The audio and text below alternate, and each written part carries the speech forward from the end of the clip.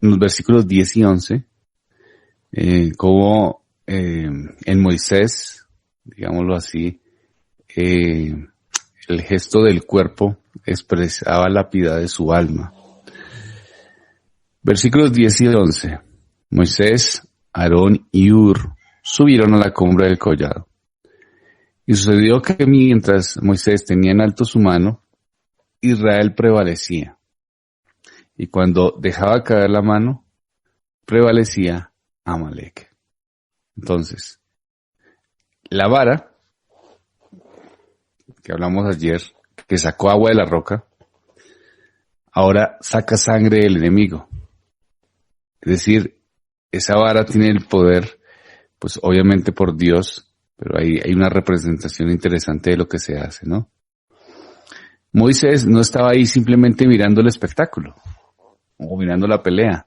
No escogió un lugar alto para tener una mejor visión simplemente de la pelea, sino que estaba suplicante. Eso es lo que estaba haciendo Moisés. Estaba orando, estaba suplicando al Señor, rogando a Dios por la victoria. Esa era la actitud de Moisés. Rogando al Señor por la victoria de su pueblo. Entonces, notemos algo aquí interesante en esta situación. Dios consideró entonces como importante la devoción de Moisés. La victoria era importante. Los hombres que salieron a pelear, a hacer defensa, como vimos hace unos días, era importante. La acción de los hombres era importante. Pero sobre todo, Dios consideró en este caso la devoción. El alma con devoción. El alma con ruegos, como el que está haciendo Moisés. Para que los ruegos de Moisés prevalecieran, era necesario que tuviera su espíritu levantado. No en actitud de rutina, no en actitud de descanso, sino de lucha. Eso es lo interesante aquí, ¿no? O sea, no era que estuviera Moisés en sus súplicas relajado, sino que la devoción era la que hacía que prevaleciera el pueblo de Israel. Entonces, estaba Moisés orando, el pueblo de Israel prevalecía cuando Moisés estaba orando con una devoción particular. No era simplemente que Moisés se sentaba, se subía al collado y decía, bueno, Dios, gracias, vamos por la victoria, ojalá que nos vaya bien, como con poca devoción. No, aquí se nota una devoción profunda. Y en esa devoción profunda, entonces el pueblo iba venciendo. Entonces, era importante los hombres, era importante la oración, pero prevalecía la devoción. Ese es el punto. Eso es lo que Dios tenía en cuenta. Lo que prevalecía era la devoción. Dios nos llama a tener una real devoción, un corazón dispuesto, un corazón que le busque, un corazón que reconoce que que Dios tiene el control de todos y todo está en sus manos. Y que como todas las cosas están en sus manos, entonces debemos acudir a Él con constancia, debemos acudir a Él con una devoción genuina. ¿Cómo está en estos tiempos su vida de oración al Señor? ¿Cómo oramos? Como que oramos pensando que es algo que simplemente tenemos que hacer. En algún momento nos puede pasar. No estoy diciendo que no nos pase. Pero las Escrituras nos exhortan, nos enseñan que vayamos a otro nivel. Que vamos más allá en nuestra oración. ¿A qué nivel? Al nivel de saber que cuando oramos al Señor está en juego nuestras almas. Al nivel de reconocer que Él es el único que tiene el control de toda circunstancia.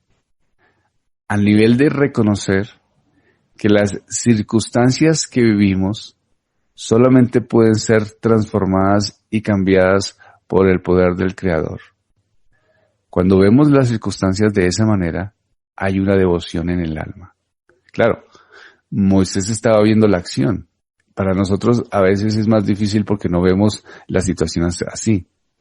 Moisés estaba en el monte. Abajo estaban los amalecitas peleando con el pueblo de Israel. Está en una batalla clara, evidente, ¿no? Entonces, cuando Amalek empezaba a matar más hombres de Israel, cuando empezaba a verse una guerra a favor de Amalek, entonces había devoción fuerte de parte de Moisés. Es evidente, es algo que se veía. Él lo estaba viendo a sus hombres perder cuando bajaba la guardia en la oración y en su ruego. En nuestro caso no lo vemos así tanto, ¿no? Y entonces pensamos que no está pasando igual, pero está pasando igual.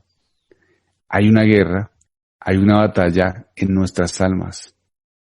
Y aunque no es una batalla en sangre como la que podemos ver con Amalek y los Israel, sí es la realidad una batalla.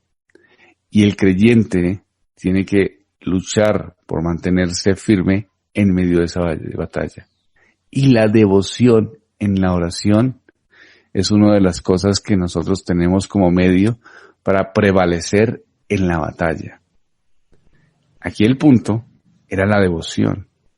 Acción, claro, ya lo hemos visto. Pero aquí el punto en la victoria, aunque había acción, era devoción. Y la devoción es algo que tenemos que reflexionar a la luz de la realidad de la lucha de nuestras almas. A veces nos cuesta orar, claro que sí.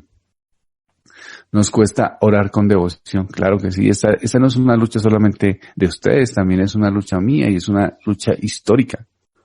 Los grandes hombres del mundo, si usted lee los libros, dicen, bueno, intento orar una hora, intento orar tanto tiempo.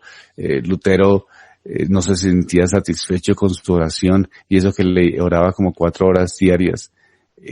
Cada uno tenemos una lucha con esa realidad de lo que es la oración, ¿cierto? Nunca nos sentimos satisfechos en la oración porque no lo hacemos como deberíamos hacerlo. Esa es una realidad.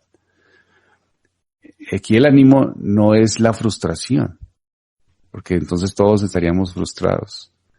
Aquí el ánimo es ver cómo Dios nos enseña a la devoción para luchar en las batallas de nuestra alma y cómo la oración es un medio para vencer. Entonces sí podemos encontrar victoria, pero la oración es un medio hermoso que Dios nos ha dejado.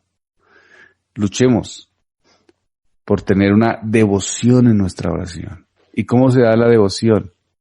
Cuando vemos la batalla, como en el caso de Moisés. Cuando no somos conscientes de la batalla, pues la devoción es inferior. Si Moisés seguramente no hubiera estado mirando cómo estaban peleando sus hombres y prevalecía Amalek y cómo ellos podían ir perdiendo y cómo podían ir muriendo, pues seguramente su oración no hubiera sido tan ferviente. Entonces, cuando nosotros no somos conscientes de la realidad de la batalla de nuestras almas, entonces nuestra oración es más baja. No necesariamente que uno no sea un cristiano, sino que a veces somos cristianos no conscientes de las realidades. Ustedes que luchan en esta edad con tantas cosas, tantas tentaciones, tantas situaciones que se presentan, ¿no? Para batallar contra sus almas, por sus almas. Pensamientos, ideas, amigos, ¿verdad?